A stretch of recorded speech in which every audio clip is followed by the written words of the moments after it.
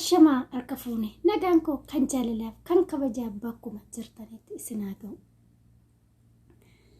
Gammachuu guddaa waan nama ajaa'ibu isiniif qabadhee dhiyaadheetiin jira.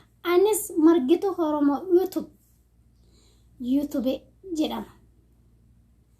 Maatiin haataa sheerii laayikii godha na jajjabeessaan isiniin jedha yaa Oromoo sababallaa. Arraga akkuma beekamu Oromoof Oromiyaa keessatti biyya Itoophiyaa jedhamtu keessatti yeroo jalqabaadhaaf Galiiloo Galiilii namni xiyyaara balaliisa addunyaa irratti akkuma beekamu dhalataa Wallaggaati.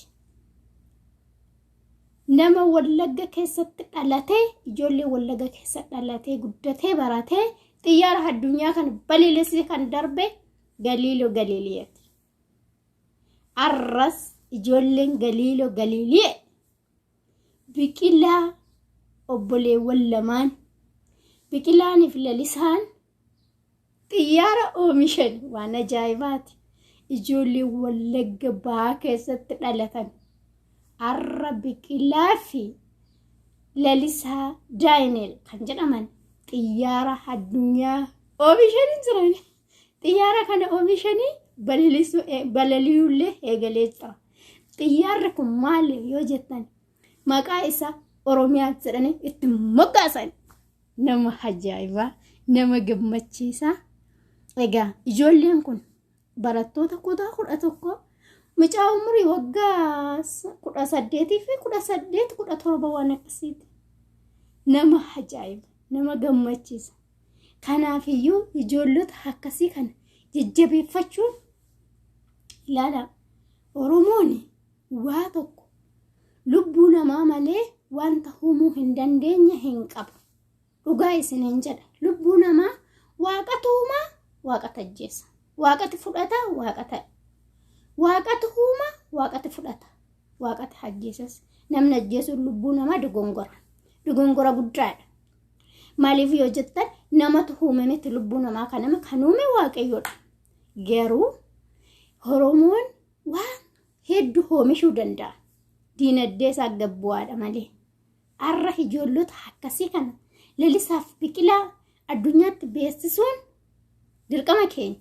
Diinagdeen bira dhaabbachuun, jajjabeessuun, meeshaa isaan barbaachisu hunda guutuuniif dirqama Oromoo fi Oromiyaati. Uummanni halaa uummanni Oromoo uummanni saba biraa kan afaan Oromoo dhageessu biyya Itoophiyaa keessatti xiyyaarra oomishame jechuun dhugaa isiniin jedha. Xiyyaara kan oomishe sabaratee yuunivarsiitii dhaabayee maal jedhee osoo hin taane barattoota. Mee akkamsin ajaa'iba. Kanaafiyyuu beekumsa guddaa waan qabuuf Oromoon garbummaan akkas irratti dheerate. Yoo guddate iddoo guddaa ga'a. Kanaafiyyuu kakuu dheeraa mul'ata dheeraa waan qabnuuf eebbi keenya nu jalaa saamame. Garuu homaa miti. Kanaafiyyuu kan akka lalisaaf kan akka biqilaa jajjabeessuudha. Daa'imman keessan jechuudha. Ogummaa isaanii irraatiin kaatee jajjabeessuun maatiin jajjabeessee deebii gandatti dabarsa gandarraa gandaa haanaatti akkasitti beekamti godhatti ijoolleen kunu fakkeenya bareedaa. Ilmaan Galiiloo Galiilee arra kunu akkas xiyyaara oomishan. Galatoomaa isiniin jedha yaa Oromoo yaa saba bal'aa akka bira dhaabbattan kabajaaf jaalalaan isin gaafadha. Egaa viidiyoo koo xumurarra gaheera. Diinagdeedhaan qabeenyaan biqilaaf laloo biraa akka dhaabbannu kabajaaf jaalalaan isiniin gaafadha. Kanaafiyyuu Oromoonni halaa'u dandeettii akkamii qabna? Kana Itoophiyaa keessatti yookiin immoo Oromiyaa keessa barsiisuu osoo hin taane hala baafnee barsiisuu qabna dhugaan saniin jedhaan. Ijoollee akkasii kan baay'ee namatti tola, baay'ee nama gammachiisa. Viidiyoo koo gara xumuraarra geessiseera. Jalqaba aga xumuraatti waan na dhaggeeffattaniif galatoomaa isiniin jedha. Egaa intala Wallaggaa taateef akkas godhatte hin jedhina. Kan Wallagga bichaa miti ijoolleen kun kan beekuu qabdan kan Oromiyaa maraati.